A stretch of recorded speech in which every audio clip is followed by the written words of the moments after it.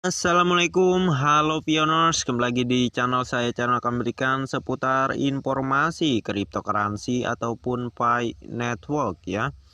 Oke, di sini saya sekilas ingin berbagi ya informasi ini. Tentunya ini sangatlah penting seperti yang kalian lihat di layar ini.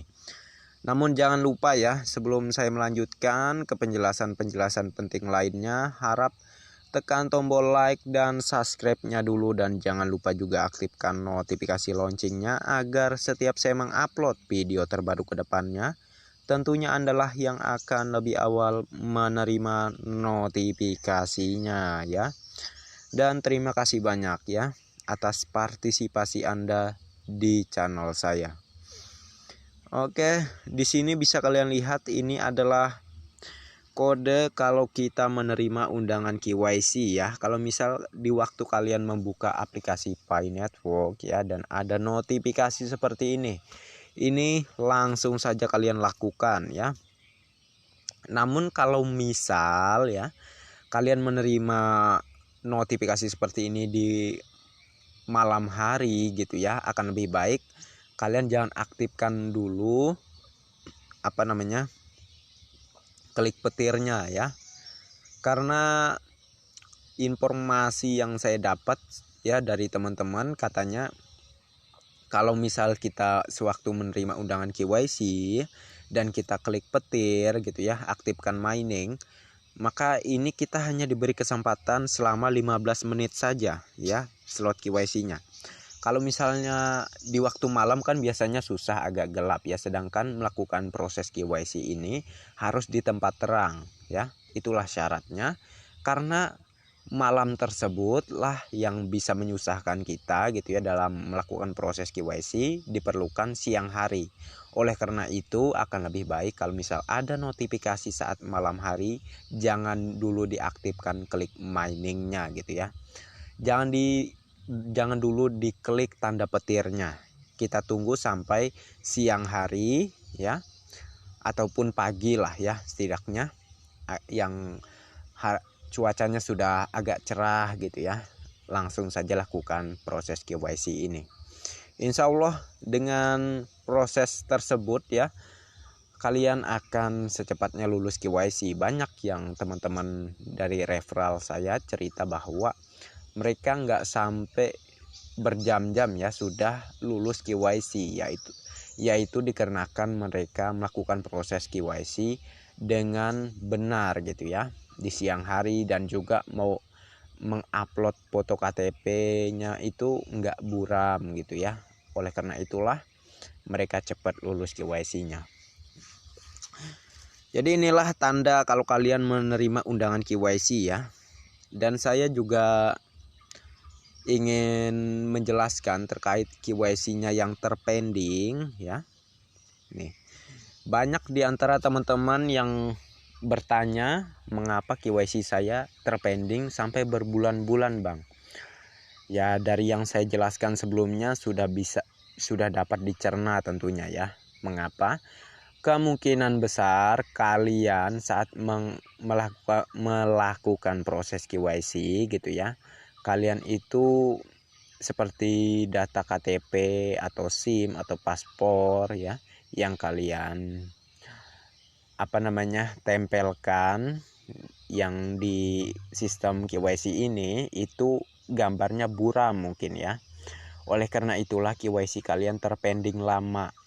Jadi untuk kalian yang KYC-nya terpending lama tersebut, saya sarankan untuk selalu cek aja gitu ya di aplikasi Pi Browser. Kalian cek di menu KYC ya. Siapa tahu aja di situ ada sebuah notifikasi untuk melakukan KYC ulang. Karena saya juga pernah mengalaminya waktu itu, bahwa KYC saya terpending sampai berapa minggu itu kalau nggak salah ya. Pas saya cek ya, saya dapat saran juga sama teman gitu ya. Saya sering cek di menu KYC di aplikasi Pi Browser itu, akhirnya saya mendapatkan notif untuk melakukan KYC ulang. Jadi ini saya rasa seperti untung-untungan gitu ya. Kalau kalian sampai terlambat menceknya, mungkin dialihkan ke Pioneers yang lainnya yang KYC-nya terpending gitu ya. Jadi saya sarankan jangan lupa ya, tiap hari kalau KYC kalian terpending dicek menu KYC di Pi Browser itu, agar kalau kalian beruntung tentunya kalian akan bisa melakukan KYC ulang gitu ya, agar tidak dialihkan ke teman yang lainnya untuk melakukan KYC ulang tersebut. Notifikasi untuk melakukan KYC ulang tersebut gitu ya maksud saya. Jadi inilah salah satu solusi agar kalian bisa cepat lulus KYC ya. Dan solusi kedua ada lagi nih ya. Solusi kedua sangatlah gampang sekali sebenarnya. Kita cukup masuk ke aplikasi Pi Network ya. Ini adalah solusi yang kedua ya. Sebenarnya ini sudah saya ulas juga di video-video sebelumnya dan mungkin kalian melewatkannya ya. Dan oke lah, akan saya ulas lagi kembali di video ini. Tentu saya harap kalian menyimaknya sampai selesai agar gagal paham dan tentu nanti bisa melakukan prosesnya dengan baik gitu ya, dan akhirnya KYC kalian lulus gitu ya. Oke. Dan kita masuk dulu di aplikasi Pi Network-nya di sini. Harap sabar dulu ya, ini masih proses masuk ke dalam aplikasi Pi Network.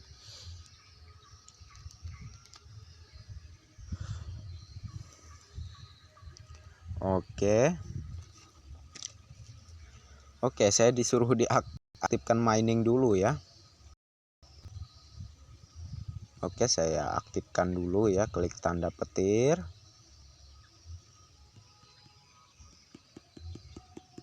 Kok nggak bisa diklik?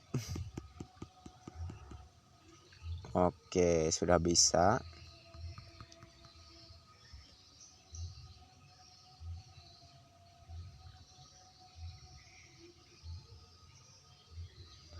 Oke, masih proses ya.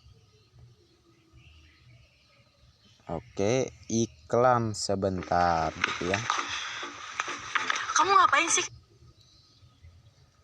Sebenarnya iklan ini nggak jadi masalah sih menurut saya ya. Karena ini juga sudah dijelaskan oleh pihak Kortim alasannya atau penyebabnya kenapa. Ini ada kaitannya dengan rekan pendiri yang seorang dokter juga gitu ya.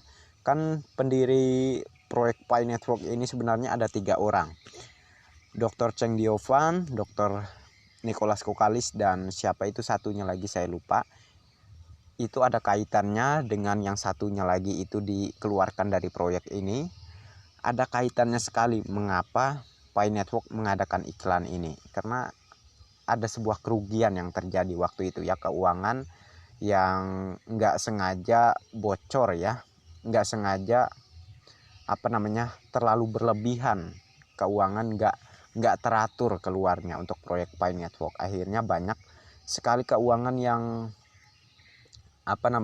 untuk kepentingan proyek Pi Network akhirnya banyak terbuang sia-sia. Makanya proyek Pi Network minta untuk para pioners ya, agar sebentar saja untuk menonton iklan ya tentunya, agar ini juga bentuk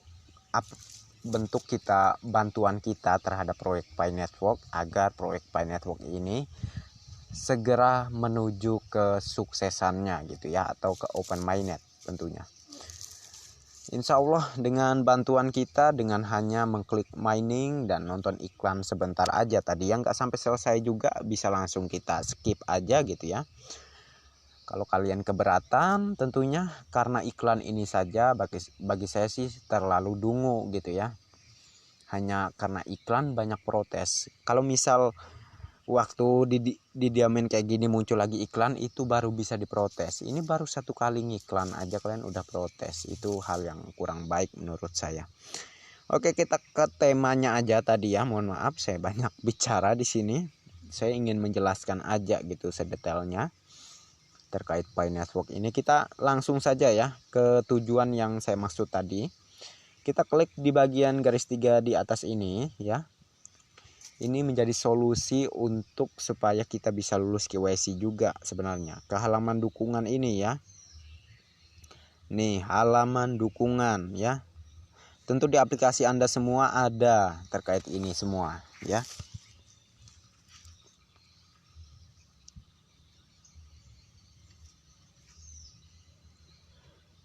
Oke. Ini masuk ya. Ini masih proses ya untuk memunculkan gambarnya.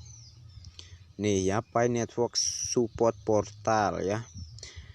Jadi inilah ya untuk kalian melaporkan masalah KYC kalian di sini bisa ya kepada pihak Kortim langsung. Tentu saya nggak akan menjelaskan lebih rinci lagi. Ini sudah beberapa kali saya bahas ya. Namun saya hanya menunjukkan supaya agar lebih mudah menemukan website untuk melaporkan ke pihak Kortim ini di aplikasi Pi Network barusan, seperti itu caranya ya.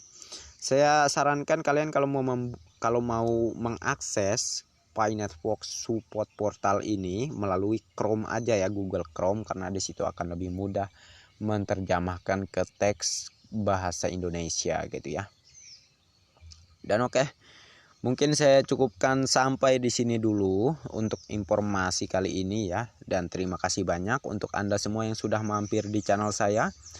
Dan jangan lupa juga yang belum klik tombol like dan subscribe-nya, jangan lupa ya. Dan jangan lupa juga aktifkan notifikasi loncengnya agar setiap saya mengupload video terbaru ke depannya, tentunya Anda lah yang akan lebih awal menerima notifikasinya. Dan oke, next time. Assalamualaikum warahmatullahi wabarakatuh. Bye bye.